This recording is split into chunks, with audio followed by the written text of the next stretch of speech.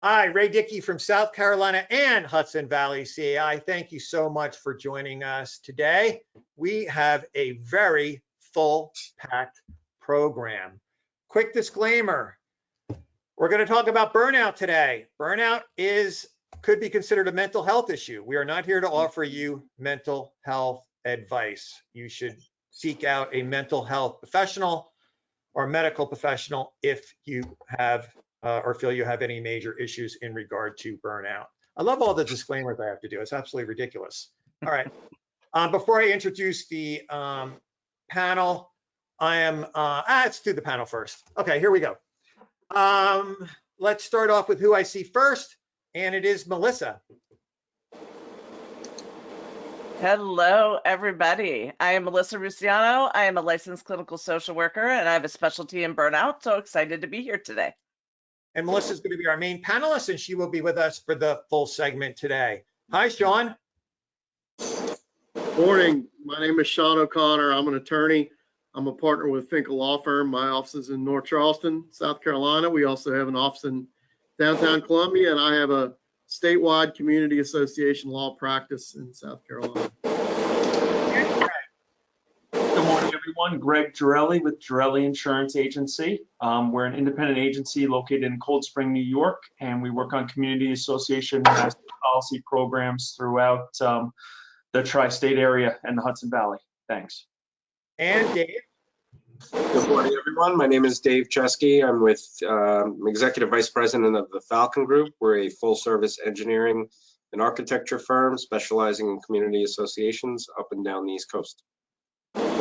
Christine, thanks for being here. Good morning, everyone. I'm Christine Bates from Associate Property Management. Mike? Good morning. My name is Mike Luzzi, the insurance advisor with People First Insurance. We specialize in community associations. I work primarily in the tri-state area as well as down in the Carolinas and Georgia. All right, go ahead, John. We hear your wine cooler going off. Go ahead. John Legumina from the Legumina Law Firm in Purchase, New York, Westchester County. We are a law firm representing condominiums, co-ops, and homeowner associations from New York City throughout the Hudson Valley areas. Rebecca, how are you? I'm great, thank you. I'm Rebecca Duncan, and I work with CAMS Management as a community manager. And Rebecca was nice enough to spend 2 hours with me recently on a live stream as a co-host, running around with a laptop all over the hotel. So that was much appreciated. You did a great job. Thank you. And last but not least, Tom. I am Tom England. I'm a regional account exec for CIT Bank. I'm in the Midwest, out of Chicago, and cover 7 states. And Tom, by the way, has every designation known to mankind, but you will see that when we get to his name on the screen. So, all right, before we get started, I'm going to have the rest of the panel drop off, except with Melissa. We're going to spend some time with Melissa to start off with. But Melissa, I have to send this out. If you are here for CEUs, please click yes. If I end up closing the poll before you have time to fill out the poll and click yes, don't worry. Everyone has a question and a chat feature. Please communicate with us today. Please ask questions. Please send me comments. I absolutely love when people communicate. I do not use people's last names. I will make a disclaimer that I could make a mistake. I have not made a mistake yet. So if you're that concerned about what you're contacting me about, well, then maybe think about it. Tom, I'm going to have you jump in about 20 minutes. I'm going to have you turn your webcam off, and I'm just going to start off here with Melissa. All right, Melissa, why don't we start off with exactly what you do for a living so people know the background. And Tom, you're still with us. It's okay, but I just want to let you know we can see you. I think he's going to hang out with us, so that's fine. So I am a licensed clinical social worker. I'm also a coach. And so what I do is I meet with people virtually, whether it's for mental health issues. I am licensed in 7 states. And I also do burnout recovery coaching as well if people are not in those states. So I meet one-on-one with individuals at a virtual setting like this, and really walk them through that process of, okay, how did we get here? And more importantly, how do we get you back to being you? so you can be that productive individual that you were. So let's ask the obvious question. I think everybody, what is burnout? Burnout and is something that's used a lot right now. And there's a huge difference between stress, burnout, and depression. And I really want to make sure we designate the three. I think we all deal with stress. And stress is something that we deal with on a daily, weekly, monthly basis. What burnout is that accumulation of that stress to the point that it impacts you physically, mentally, emotionally, socially, and it just has this overwhelming heaviness on top of you. But it doesn't qualify as depression, which is a mental health diagnosis, which is, I think, a lot of people fear. Is depression worse than burnout, or is that not a very good question? I don't know if it's worse. It's just an either or, and then it will dictate the lines of treatment. Depression is diagnostic, it's clinical, medications may be needed. It could be something that's physiological, genetic, whereas burnout is accumulation of stress and can be reversed with the right intervention. So it's not a better or worse. It's just how do we treat A or B? So what are the signs? Are there actual signs of burnout? Everyone feels like they're burned out at some point, but what are some of the actual, I guess, warning signs? Can we call them warning signs? We can absolutely call them warning signs. Yes. When we look at stress, and when I'm meeting with somebody for the first time and they're like, am I burned out? Do I just need a break? It's like I have a dream of going to Fiji. So I would go to Fiji, I'd be on the beach, I would be relaxed, but I would come back and be just as exhausted, just as mentally drained, just as physically drained as I was before I spent that amazing week on a beach in Fiji. So burnout is something that a vacation, some time away isn't going to fix. Whereas stress, you can take a week off, you can come back and be like, oh gosh, here we go again, but you're going to feel some relief. That's one of the biggest telltale signs, is that ability to course correct and how deep it's seated. But you're looking at burnout and stress as being something that your ability to think, your ability to be productive, your motivation levels. Can you meet deadlines? How exhausted are you? Can you get up and show up and be where you need to be when you need to be? Those are some of the red flags that, or I will call them yellow flags, that start putting my radar up of, okay, is this stress? Is this burnout? Is this depression? How do we get in there and assess? And Tom, we are going to get to you in about 10 minutes, just so you know, to go over your study. Melissa, so it sounds to me like people really do need to be concerned about burnout and not take it lightly, because it sounds like you're saying that it could grow into a more serious psychological issue and physical. Absolutely. I've worked with individuals that have taken 3 months, 6 months, up to a year off of work. And that's the question. I worked with a medical student recently. She's like, okay, how many times do I have to meet with you so I'm over my burnout? And I was like, well, that's a great question. I wish I had a magic 8-ball that I could give you that answer. But the bottom line is, it depends on your support system. It depends on how much you're willing to work at it. And for some individuals, they do need that time away to be able to regroup, work with a medical professional if it's impacted you physically, to work with a therapist or a coach if it's impacted you emotionally, to be able to put those structures in place to not return to that lifestyle that caused the burnout in the first place. So yes, it could have a huge impact on individuals. So we have managers and board members. Board members are volunteers. A lot of them get burned out just from, I think, constant stress of being on the board. But the managers, by far, in our audience, they're under tremendous emotional and I think even physical stress in their jobs. They're just responsible for so many people. So absolutely, I would really like, you know, people to leave today with some way for self-treatment. Is there, you know, what can a manager or a board member do before it reaches the point where they need to give you a call to make themselves just happier at work? Right. The first thing I do with everybody I work with is really determine what your core values are. We're all established and we all have core values that make us who we are. And to be able to look at those core values and see how do they align with how my schedule looks.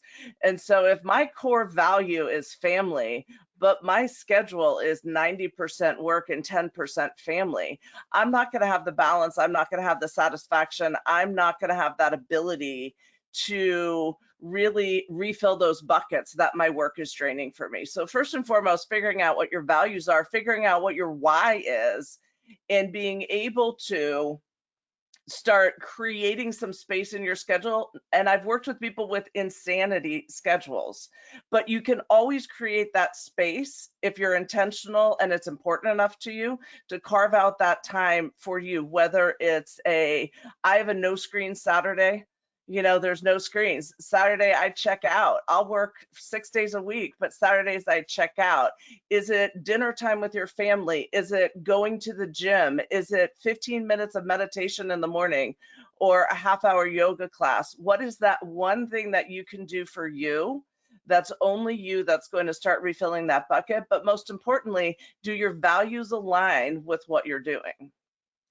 So today we're really targeting managers and board members. Yes. We're not targeting the management company owners, which Right. we're going to do another session for them because it's a Mhm. separate program. But I'm a manager, I'm working all day, and that all sounds great, like taking a Mhm. vacation, taking time off. Yeah. What can I do during the day? Mhm. Or is there anything I could do during the day that will help me, even if I have to sneak it in, to be honest with you? I mean, I don't want Oh, the yeah. manager to come on and say they're going to Right. sneak anything in on their bosses, but Right. what Right. can a manager do that under the covers Mhm. that to help not get themselves burned out throughout the Yeah. day? And I think that's a great question because a vacation is amazing, but most of us take vacation once, twice a year, maybe 3 times if we're lucky. That isn't going to do anything to even put a dent in burnout because they're so episodic. We still have 48, 49 weeks during the year. On a daily basis, to be able to have a 5-minute pause, to get up, walk around your building once, and then sit back down, like actually eat lunch. I know it's a crazy thought, but eat lunch without multitasking, even if it's 10 minutes, to be able to work into your day, a 2-minute pause, a 5-minute pause, once an hour, once a morning. I'd even take once a day when I start with people, to be able to get up, walk around your desk, stretch, or to be able to do one task. Multitasking, I think, has been leading to more and more burnout because we feel as overachievers, perfectionists that usually fall in that burnout category, that we can accomplish 10 things at once. And when you try to do 10 things at once, you do 10 things poorly, and then you're stressed out that you dropped a ball and you missed something, and then you have the heaviness and the pressure on top of you. And so from that, being able to maybe just do one thing and be present in that one thing. But I take a 5-minute pause to start. Everybody can find 5 minutes in their day. I noticed that you had mentioned about actually like writing things down. Is that helpful too? Like, should a manager or even a board member just make a schedule for the day and say, look, I'm going to set my alarm for 11 a.m. It sounds silly for a 5-minute break, but is that sometimes what it takes? Sometimes it's absolutely what it takes. And there's like so many fabulous apps out there. And I've actually found this incredible app that reminds people to eat. And I know that sounds absolutely ridiculous, but when you are being pulled in all these different directions, it will send an alert to your phone every 2.5 hours, every 3 hours, every 4 hours that says, hey, maybe perhaps you should fuel your body, not with caffeine, but fuel your body with something to help you get through the day. And so to be able to look at your day, as insane as it is, and carve out that 5 minutes, that 10 minutes, 20 minutes just to pause in the midst of a day and be realistic with what one can accomplish in a day. Right. So you're not like super familiar with our industry, and Correct. obviously you know everything about burnout. It's really hard for our managers to carve out time during the day. Absolutely. They'll probably get away with 5 minutes. They're just constantly being Mhm. barraged. You know, Right. people are constantly coming up to them. But these 5 minutes, can you reinforce the idea, if I'm accurate, that it's helpful and it really will help them in the long run? They may not notice it right away, right? But can you Right. talk a little bit Right. about that? Yeah, it's the concept of cumulative stress leads to burnout. Cumulative calm is going to lead to more internal satisfaction, balance, and peace. So 5 minutes may feel like nothing. It may feel like, okay, well, I did it great. And, I still feel the same and I still have the chaos. But you add 5 minutes and day after day after day, you start craving those 5 minutes, looking forward to those 5 minutes, knowing that your brain's going to get peace. I have worked with physicians who are on call 24/7, attorneys, people who own companies in multiple countries, and it's challenging to convince somebody that 5 minutes is going to work. But just like cumulative stress leads to burnout, cumulative pause is going to lead to the solution. I found that I don't usually share things personally, but I Mhm. personally stretch Mhm. throughout the day. But I had to Yes. train myself to do it. It was actually very Mhm. difficult. It sounds absolutely stupid that I just Mhm. wouldn't do it. But I Right. actually had to make it become a routine and actually had to set my alarm. And I Mhm. stretched about 5 minutes, and I found it made a huge difference Mhm. in my day. Absolutely. And somehow Absolutely. everyone survives without me for those I 5 minutes. know exactly. For me, it's walking around my office building. I mean, now I'm working from home, but it was walking around the office building once. It took me all of 1 minute, but that 1 minute was enough to kind of reset for me to dive back in to whatever my next task was. So it's those little things that reset your brain, but most importantly, they break that cycle of feeling like I have to hustle to be more productive, which is one of the myths of burnout, is that the more I hustle, the more productive to be, the more successful I'm going to be. And whereas there's some truth in that, there's also truth in that, the fact that that leads to burnout. All right, so let's let Tom jump in here, and then Melissa, feel free to mention anything you feel. Did you want to mention anything before I jump over to Tom? Oh, we could talk for hours. So I want to bring Tom in because I'm excited to hear what his study has to say about this. All right, so just real quick, Tom, before you go, because I'm getting comments from the audience. Let me go to one question for Melissa, get this out of the way. Sorry, Tom. Melissa, do you have any recommendations on how a manager can approach their boss with some of these issues? How do you, because they're going to be uncomfortable doing that. And I'm getting comments from several of the audience members saying, yeah, I definitely want to do this. And a lot of them are asking me, how can I tell my boss that I need a break? Yeah, that's a very, very common question, especially with bosses with very high productivity standards and high expectations of their individuals. And, with that, to be able to sit down and have that conversation, to be able to say like, hey, I'm going to, work in 5 minutes, or I'm going to take a walk around the building, and that is going to help me recenter. My brain's fuzzy, it's foggy. I'm going to take this pause and then I'm going to dive back in. So sometimes it's, elongated going to get water. Maybe you take the long way to get something. Sometimes it's having that direct conversation. It's going to show in your work performance. And that's the important thing for managers to understand, that the foggier you are, you can't work through a foggy brick wall. It just doesn't work. Taking that time and explaining that does. And I understand that's really rough, especially with some managers who are scary. They're scary to talk to. I know, I've been there. But to be able to advocate for just a pause to be able to be more productive, it's going to show up in your work. Comment from the audience: as a former boss, I do not need to know if an employee took a break as long as they are doing their job.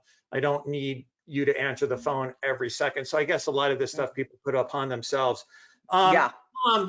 I do want you to brag a little bit. Why don't you tell people why you're here today and about your study? Well, I'm here today because I think I'm an expert in the survival of association management, My background was formerly a manager in Illinois. I supervised many of the prestigious high rises in Chicago for 20 years. And then at some point in time, I felt that there was a better way, more contribution that I could add to the industry. And I began to work for a national bank.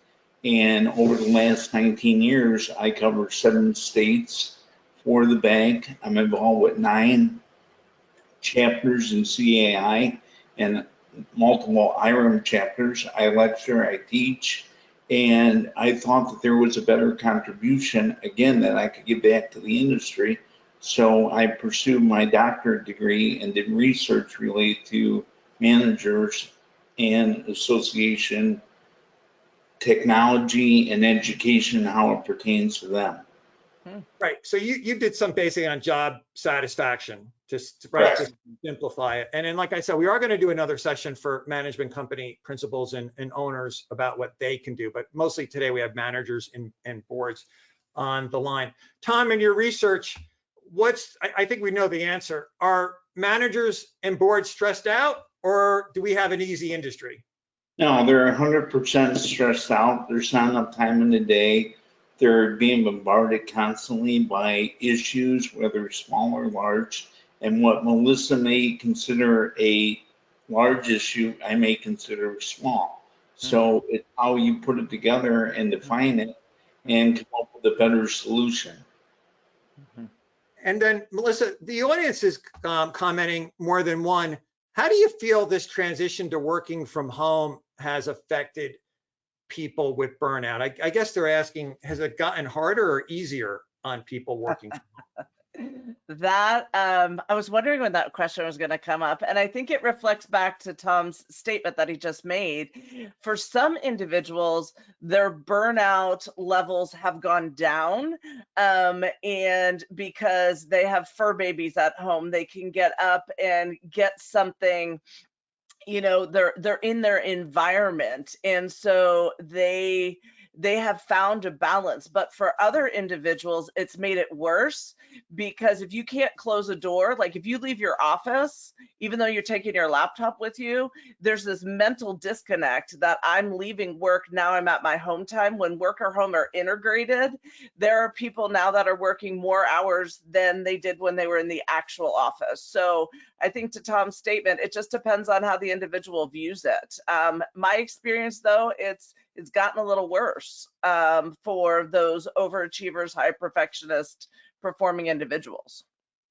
So, Tom, I'm looking at some of the data you sent me off screen here. I am paying attention, audience, by the way, to the panelists. I have a lot of things going on, people contacting. And Tom, employee training and development satisfaction level, by far, people were dissatisfied. And your study, once again, so the audience knows, was targeted towards our industry, correct? Correct. And what I did is basically I conducted a quantitative survey, and I sent a survey monkey out to 13,000 managers in Florida. That was my area of testing, and I received a 65% response ratio, which was extremely large.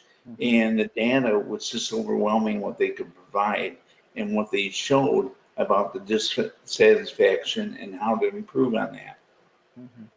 Melissa, are you surprised that our industry has such a high is that average for what you see, or are we more dissatisfied as a group, or is this pretty common?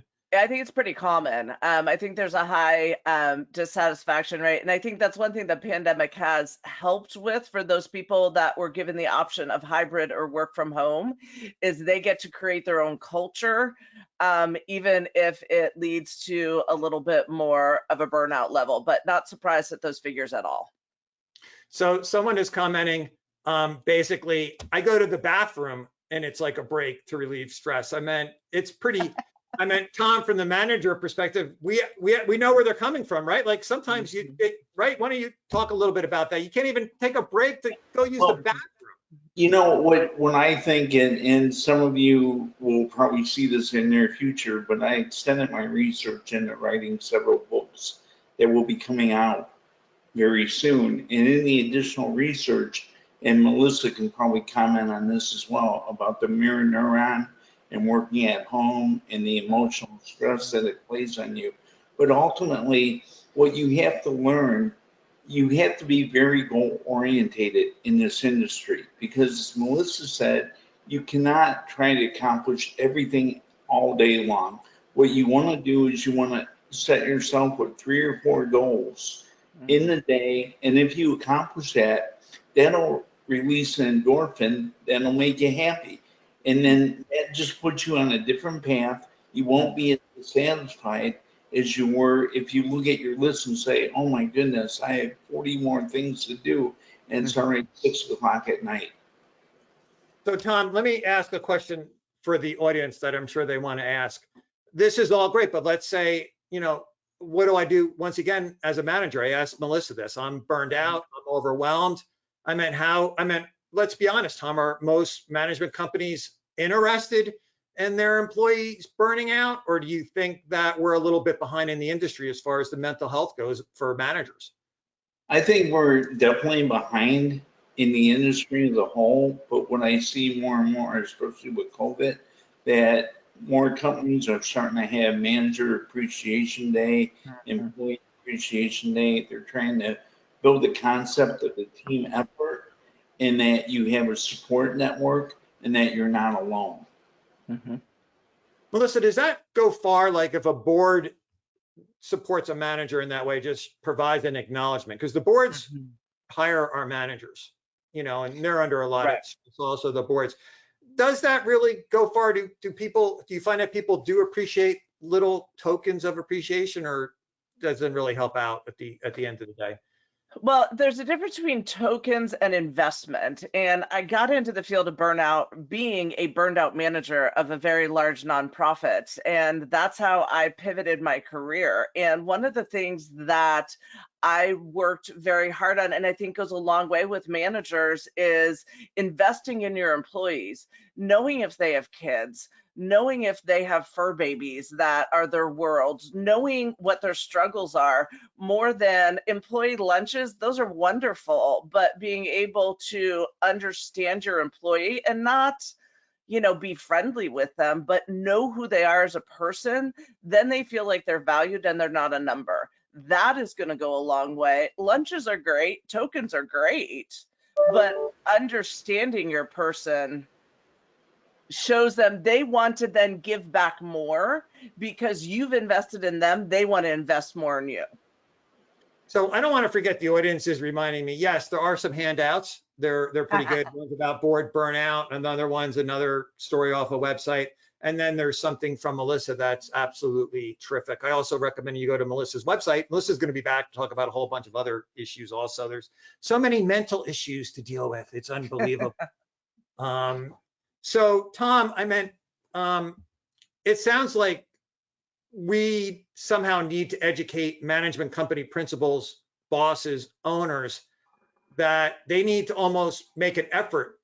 You know, if I heard Melissa correctly, and tell me if I'm wrong, little tokens of appreciation are great, but at the end of the day, I think what Melissa is saying, a management company owner or principal really needs to look at this as part of their business. I agree 100%, because I mean, the managers are the key process. And I think what it comes down to too, maybe Melissa would want to comment on this, but she talked about burnout and the difference of stress. I think individual managers per se, they need additional training.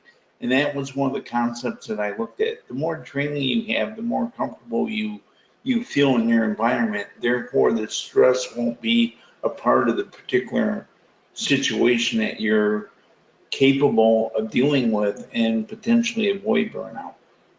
I'd like Rebecca and Christine to jump on. Tom, the audience is already reacting, saying, oh no, more training? How is that going to help my burnout? Well, the training could be very simple, just something day to day for an hour. How to answer a phone call, how to do an RFP, how to conduct yourself at a board meeting. And one of the biggest components that I always push is that if you're a manager and your board meeting is going more than an hour, you're doing something wrong. You need to get that board under control and say, this is my career. I don't need to hear about your social, your personal life, what you did this past weekend. Let's focus on the business and knock this out so I can go home and be with my family as well. Mhm. So Rebecca, I feel like I'm always asking like the hard questions here. So all this advice is great. You know, Tom's advice is great too about like, hey, listen, I don't want to talk about your kids or anything. From a manager's perspective, because you guys are also salespeople along with your regular job, how do you feel about our conversations so far? How do you relate to it from a manager perspective? I mean, for me, I do understand what Tom is saying. I think you have to have good boundaries, and that's what I kept getting from Melissa, just hearing what she had to say over the course of this conversation, which is great information, by the way. I appreciate it. But for me, it can be difficult because some of my boards are very pleasant and they're wonderful people, and I don't mind hearing about what they did last week or their grandkids or whatever. But then some of the boards do not respect my time. And so then when we're sitting there and we haven't started a meeting, which is already starting after hours, it can be really difficult to express boundaries without making them angry because they're like, well, you're here for us. And so I think it's important from the beginning. And one of the things I found to help me be successful is asking when I first started the industry, what did you do that you regretted doing in the beginning? And one of it was giving your cell phone out to board members. So I didn't do that from the very beginning. And it's helped me so much because they know what my boundaries are. And so that can help a lot. It doesn't mean they don't try to push them, but it definitely helps a lot, just setting those boundaries from the start. And then I'm going to go right back to you, Melissa, about boundaries a little bit to reinforce, I think but I'm going to jump over to Christine. You know, Christine, you're in the same boat. You've been in this industry. I meant some of the stuff sounds so simple. We're just trying to get people to give themselves a break. I mean, everybody has time to go to the bathroom, right? Everybody has time to go for a walk, I assume. But what are you getting from the conversation, Christine? Like, what are you thinking? What's going on? Or do you have any questions for Melissa? Well, I think it's really easy to start experiencing burnout if you're not taking breaks. And it's also how organized you are. I mean, I have a lot of little tricks, like I like to calendar off my week. So I know maybe I'm going to work on this community on this day, maybe another community on that day. I also like to set boundaries with boards or let them know when they can have, when I will be following up with them. Maybe it's sending out a weekly tracker report on Friday so they don't feel like they have to call me every day until Friday. So I think, yeah, if you can try your best to be organized and to just set some boundaries as to what you're comfortable with so that, you don't start feeling like you have to work till 9 o'clock at night. I'm going to jump over to Melissa, and then Tom, I'm going to jump over to you. Melissa, I'm hearing two things here. I'm hearing boundaries, and then Christine brought up something interesting too about being organized. I mean, I didn't realize it, but that seems to make a lot of sense. If you're disorganized, you're going to be stressed out, right? Absolutely. Absolutely. And I think that's a great point. And one CEO that I'm working with currently, that's what we started with, Christine. We just started with time blocking. Like, let's look at your schedule. Let's time block, and let's time block time to get your projects done. And then once you start setting those expectations and setting those boundaries and then communicating that, and the hard part is being consistent in your follow through. If you've blocked this time out for project development, and unless there's a dumpster fire somewhere, that's your project development time. And to consistently have those conversations and have those boundaries of this is my work time and this is how I'm going to accomplish my realistic to-do list, which is huge, realistic. And I'd like the audience to send me your comments on how you think your boss is going to react or your board is going to react to a lot of these suggestions. Do you think they're going to be supportive? Do you think you're going to get away with doing these things? Or do you think no one cares and they're not going to, and you're just going to have to kind of sneak these things under the radar?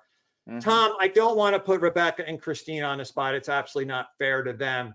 But once again, we're back to the question is how responsive are management company principals and owners going to be to trying to give a break to their managers? And the same question would go for boards. I think boards are also sometimes guilty of asking too much of their manager. So I'll put you on the spot, Tom, but I'm not going to do that to Rebecca and Christine. Well, thank you for that. Great question here.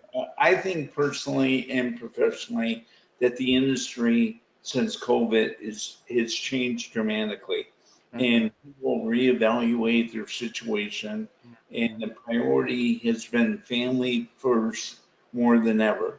So I think principal to management companies have to realize that if they want to maintain those employees, they have to come up with an avenue, an idea, an approach to make them feel needed, wanted, and to avoid the pitfalls of what happened 10 years ago to the industry. Because if they don't, they're not going to have the employees to deal with it. And I can tell you, primarily in my market, I can see that many of my companies have started to terminate associations to retain their employees. So the trade-off is, do I want to keep a good employee and lose a bad association, or keep a bad association and lose an employee? And I think that's where the matrix is starting to go now. Wow, I'm surprised by that, Tom. I never even thought about that. A management company dropping an association because they want to maintain, because their manager is more important to them than the business they get from the association. And you're saying, Tom, that's a new way of thinking, basically. This hasn't always been the case? No, I don't think it's been that way since the inception of the industry. And I think that that's probably started to become paramount over the past year. Wow, and that's especially interesting too, because it's such a competitive industry right now. A lot of comments from the audience, a lot of managers and board members even commenting with fellow board members. They look at being on the board as a social club, and they basically feel, they can go down to the management office anytime they want and schedule meetings and conversations with the managers at any time they want to. That's really unfair. That basically goes about boundaries. People are saying that, they think their boss would be supportive, but it's tough to deal with the boards. So I think actually I'm finding myself, I'm a little guilty here too, Melissa. I keep talking about the management companies needing them to treat their employees better. I think I'm going to have to do a session on training boards about the importance of managers being burned out. So thank you so much. That's why I love when the audience sends in comments. And there's just so many comments. It's hard to believe.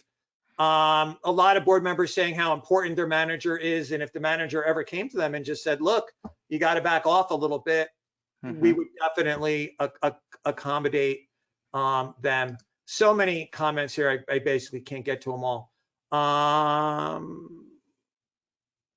Just more comments about contractors. People have unrealistic expectations. I am going to get to board burnout. Yeah, people are saying, look, you're not talking about the boards getting burned out. Melissa, let's talk about that a little bit, because we've been talking about the managers. Our board members are volunteers. Man, they get burned out too. The difference is they don't get paid for it. Exactly. And I think a lot of boards that I've worked with and intervened with is the ones that are the successful ones are the ones that have very realistic expectations going in. So when you join the board, this is exactly what I'm signing up for. And that doesn't grow and morph and tweak into something else as time goes on. And, with boards in whether it's a board retreat or a meeting, to be able to maybe regroup, come back in and say, okay, what is realistic for each of us to be able to contribute to this, and what is going to be able to retain that board member? Because if they're burned out, eventually it's volunteer. They can opt out. And at that point, now you've got turnover with your board. They're not going to know the industry, the players, the principals as well. And so you won't have that synergy of that great work you can do together if you can create a healthy environment. And I'm not saying kumbaya, everyone's got to get along, but an environment and this culture that everybody knows what their expectations are and respects boundaries that are placed by whomever that other party is. It's that synergy of working together that makes a company insanely successful. And I think that's the part that gets lost. But that synergy comes from boundaries, respect, and clear expectations. So Dave, I'm going to have you jump on because we're going to take like a 2-minute break here and give away a gift card. Just so the audience knows, I appreciate the comments so much. And as a matter of fact, we will do another session just for board members on how to not get burned out yourself. So we are going to do this because Melissa, you and I spoke about this, before we came on live. This is such a big topic. We knew we weren't going to get to everything. Right. It's just impossible. Right. And that's the case with a lot of our live streams, but we do go back sometimes and I will carve out a piece of it just for a particular audience. So we will do that for boards. We will do that for managers, and we will do that for management company principals. So here, Dave, engineering. Dave, we're not really concerned if you're burned out or not, because it's all business for you. So, But just to touch on what you were just talking about, I am a board member in my community, and I am at a point where there is so much more that I'm doing now than what I originally signed up for. And I'm at a point where I'm just like, somebody else do it because I just don't have the time. I'm getting to the point of burning out. Yep. And you're getting like so many thumbs up, Dave. It's unbelievable. Yeah, like, yeah, I'm with you. But I'll just say it. I mean, if you're on the board, you can leave. I mean, it's not, you're not making a living at it, but it is critical for your association and your home values. I recognize that. That's exactly right. It kind of tears at me inside that I don't want to do it. And I know that if I leave, I'm not sure if there's anybody else that's going to fill the position. So there's going to be like an empty spot, and then stuff's not going to get done, and it's going to fall apart, and that's going to affect everything in the community. And it's, ultimately going to be a problem and probably my fault, which just adds to the stress. I didn't know you were under so much stress, Dave. Maybe we should get together for lunch. I'm happy to. Sounds like you need a break. Sounds like you need a vacation. So, Melissa, I guess the approaches are going to be different for volunteers compared to paid employees. Right. Is it safe to assume that volunteers have a lot more power to set their own terms? Yes, but going with what Dave said before he hands out his fabulous gift card is that there's that internal ownership and almost this he didn't use the word guilt, but almost this guilty feeling of, gosh, if I leave, what ball is going to get dropped? And then how is that going to turn around and impact the great work we did leading up to that? So in a way, yes, they do have a little bit more flexibility, but people join boards because they're passionate and they have a personal investment in that particular board. And that sometimes makes it even more difficult to walk away from because of that personal passion and investment. Dave, so many comments from the audience. They're actually thanking you for actually bringing it up. And some people are saying, thank you for sharing your feelings. I meant a tremendous, I'm actually surprised how many comments I'm getting from board members that feel the exact same way that you do, Dave. So we're definitely going to go back and re-explore this, and I'll touch base with Melissa and we'll get back some tips either in writing or we'll do another session or whatever Melissa's up to. You'll never get rid of us now, Melissa. Y'all are stuck with me now. All right. And we're going to do another session for management company owners with Tom and everything else. Okay, so let's give away a gift card. I just already went ahead and I have a list. So Dave, why don't you pick 1 through 75? 34. Okay. So you are going to play for Heather C. And what we do here is panel, don't say anything. We're going to move quickly. I'm going to ask the audience a ridiculous question, which is, what would be the most helpful animal at work? Someone else will train and maintain them. All you need to do is use them. What would be the most helpful animal at work? And while we're doing this, I'm going to ask the rest of the panel also to jump back on, our lawyers and insurance people. So, Kate, Christine, what do you think the audience is going to say? I would go with the guard dog. I think they're going to say that. I don't know how much space there is for an elephant. Let's space first. All right, Melissa, what do you think? Oh, I immediately say guard dog. And we talk about boundaries. What a better way to enforce your boundaries than to have a guard dog? Okay, Rebecca? I also feel like guard dog is the only option. All right, is there anyone else on the panel that feels differently than guard dog? Oh, Greg, it's always Greg. All right, Greg, what is it? Horse. Horses are just so useful an animal. Like, what are you going to do with the horse? Are you going to take it to go see clients? Are you going to ride? What are you going to do with the horse? We're going to ride them around. We're going to pull things. We're going to crowd control. Transportation. All right, so it's going to be Girelli Farms, an insurance company. All right. Okay, here we go. So, Dave, your job in order to win for Heather C is to guess how the audience picked. So do you want to go with what the panel said, or do you do? Okay, I'm going to share the results. Well, this was a very good one. Yeah, I mean, 80% said guard dog. So no surprise there based on the, I mean, I think I would have picked an elephant. I mean, I think Christina's a good point. Where would you put it? But I'm always doing stupid things like that, according to my wife, purchasing things that I don't have room for. So, but I don't know why you would pick a horse over an elephant, Greg, based on your logic. Do you want to defend yourself, your logic, or before we move on? No, I think my logic's sound, but the 11% kept me out there, so I'm good. Okay, yeah, it's true. What am I talking about? Nobody ended up agreeing with me. Okay, here we go. All right, so, and once again, Dave, more comments from the boards thanking you. Boy, people love when you share your feelings, Dave. We're just going to have you come on here and just share your feelings. It's going to be very, very, very popular. All right, so we have insurance and legal professionals on the panel right now, and there's just a couple quick questions I want to jump into. I'll start off with Sean, and then I'll go to John. What are the liabilities for an associations in regard to their managers or boards being burned out? Sean, and you can leave a little room for John also, but go ahead. I'll start with you, Sean. Sure. Well, I mean, I think the important distinction is that, the association is not an employer.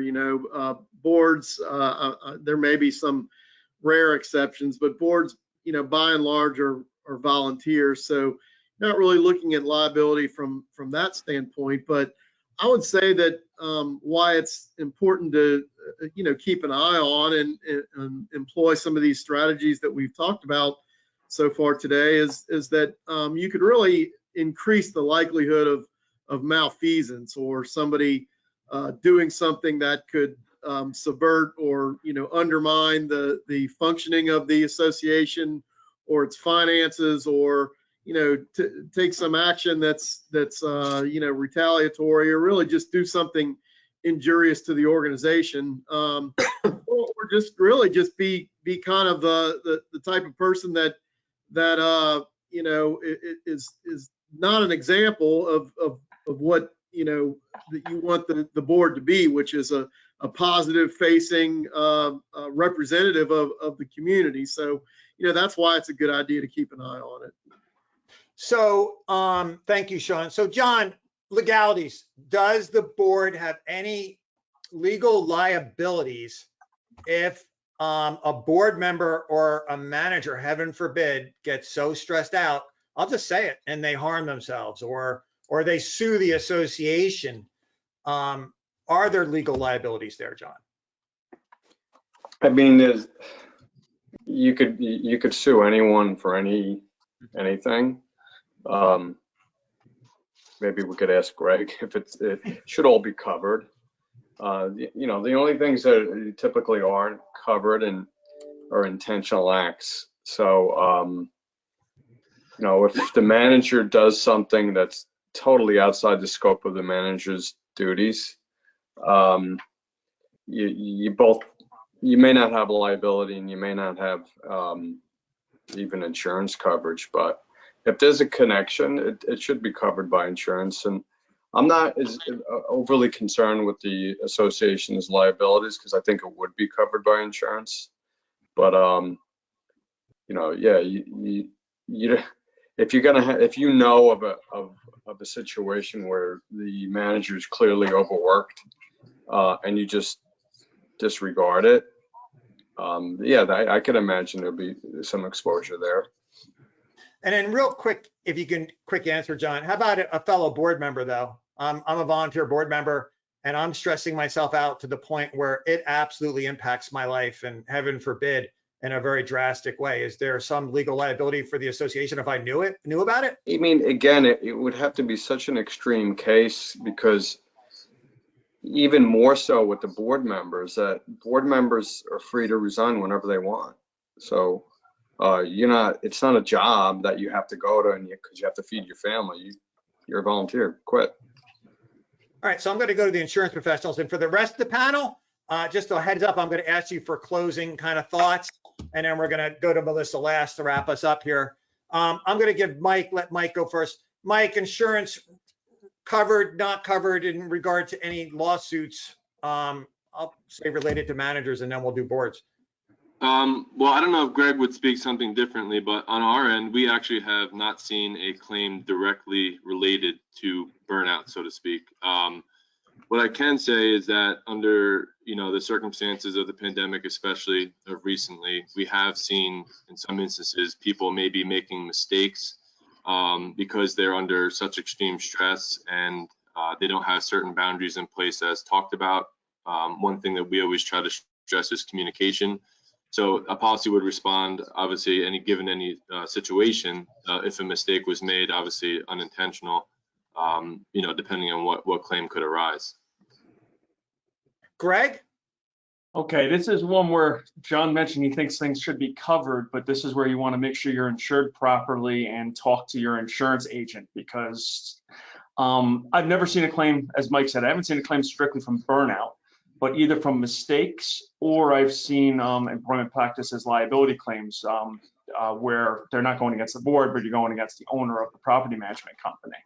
So if you have the property community association D&O policy in place, you're going to get coverage for discrimination and the other acts that are probably going to be named the way this lawsuit's going to come through that's causing the burnout. As a management company owner, you're looking for employment practices liability coverage for an employee coming back and suing you for something you're doing wrong as the employer. And then Melissa, I'm still going to come back to you for closing thoughts, but really, really quick. Are you finding any trends where there's lawsuits? I don't know if you would be aware of them or not, or if that's within your realm. Well, burnout doesn't fall under a protected mental health classification. So I haven't seen any lawsuits because it's not a diagnosis. So it doesn't fall under the Disabilities Act for a mental health issue. However, what everyone said is I have seen a lot of burnout causing some pretty egregious mistakes or oversights that then have resulted in claims because they're so stressed out, something is overlooked. All right, so let's go to some closing thoughts, and I'm going to bounce right over to you, Tom, because we're bringing up something here I didn't even think about. People just plain making mistakes. I didn't even really think of that aspect, that people start doing a lot. And I would go for board members too, making bad decisions. Tom, was that reflected in your study in any way, or? Well, it would, and Melissa alluded to this before, and I actually did a presentation, but people have a tendency, because they're overwhelmed, to multitask, and your brain cannot handle multiple tasks at one time. So your probability of error is going to be 50% higher. And then what's going to result in that is you're going to be depressed because you're making mistakes. It's going to take you longer, and you have to do it over and over again. So you don't feel like you're accomplishing anything at a certain juncture. All right, so let me jump over to Christine to Christine, closing thoughts or a quick question? Just to remember to take care of yourself, to get enough sleep, like was mentioned earlier, make sure you're eating lunch, using your vacation time, and all that good stuff. Rebecca? I would say, obviously, I'm echoing the same thing that Kristen just mentioned, but I think for a reminder is that if you change your environment, like Melissa said, just for a few minutes, like taking a walk around the building, getting up to get a glass of water, pour in your third cup of coffee, whatever it is, it really can make a difference. Just those small little things throughout the day that kind of break your brain from the overwhelming feeling of whatever the task is that you're trying to accomplish can be really helpful in avoiding burnout.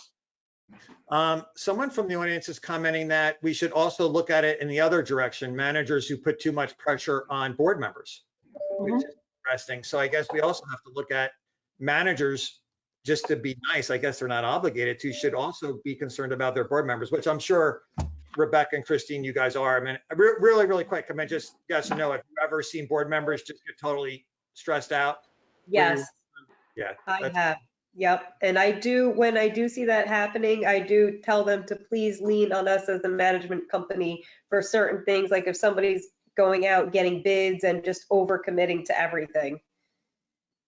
That's too bad. All right, Tom, really quick, closing thoughts. So then I'll leave it up to Melissa. I know your area of expertise is a lot with job satisfaction, and we are going to go back to you for another session. But as far as the perspective from board members and managers, Tom, anything that we didn't bring up today that we may need to re-explore? Well, I just think that they should set goals for small wins. They should have ongoing training. I mean, it could be 10 minutes. They should have constant contact with individuals, and we're creatures of habit. So you can learn from your mistakes, and that's how you want to set your task every day. That maybe the first hour and a half is emails. Then after that, you're going to do your correspondence. In the afternoon, when you're starting to get sleepy after having lunch, you want to have something that's less cumbersome on your mind. And most importantly, don't take anything personally. All right, Melissa, a lot of advice, a lot of it sounds pretty basic, but why do we still have this problem? And why don't you kind of take us out of this segment? No pressure. I don't think managers get the breaks and board members get the breaks. Right. Why don't you just kind of wrap us up here? Right. I think that burnout has become such a norm that individuals just feel like there isn't any other alternative, like that this is, I'm stuck here. And in the handout, there's the cycle of burnout of I can recognize it, I want to change it, I don't know how to change it, so let me drink energy drinks, more caffeine, let me resort to alcohol at night to wind down, wind up. Like I'm in this cycle and I don't know how to change it. And I just really want to encourage people, if you find yourself in that cycle, there is a way to change it. You can break the cycle of burnout. You can have satisfaction and have balance between work and home, regardless of how stressful your job is and what your responsibilities look like. So seek out that support, whether it's with a trusted friend, somebody who specializes in burnout, as a coach, as a therapist. It doesn't mean you have a mental health disorder. It means you're human. I haven't met somebody who can brick wall themselves through the cycle of burnout. You've got to stop, you've got to pause, and you have to get that objective outside viewpoint to help you break that cycle, because it's not going to stop on its own. So I just really want to encourage folks, you're not alone, but this does not have to be the norm. You can make that change. And I want to thank you so much for being here, Melissa. I mean, it's important to me personally to do more sessions about the mental health of our board members and managers. And once again, audience, I promise I will get something going just for board members. I will get something going just for managers, and I will get something going for management company principals. Melissa is not a sponsor. She's here to take time out of her busy day. Her contact information is available if you feel you could use her services. We're definitely going to get Melissa and Tom in front of some management company owners and principals and boards. I'll see if I can get Melissa to come back to maybe do a short session with just on boards, and maybe we'll just do a feedback thing with the board members. I want to thank our panel for being here. John, people are enjoying your side view. You're telling me this seems to be a new thing where you're looking to the right and not at the camera. So they're saying it's your good side. So I am getting some comments in regard to that. No legal questions, John, just comment on your profile. So Gave me a break this week. Thank you. All right, I want to thank everybody for being here. Tom and Melissa. Tom, you work for CIT Bank too. I don't mind making sure the bank gets a plug in there. So thanks everybody for being here, and I hope to see you guys next week. I don't know if we have live recorded, but whatever, you'll get an email. Thanks everybody. Thank you so much. Thank you. Bye-bye. Thank you.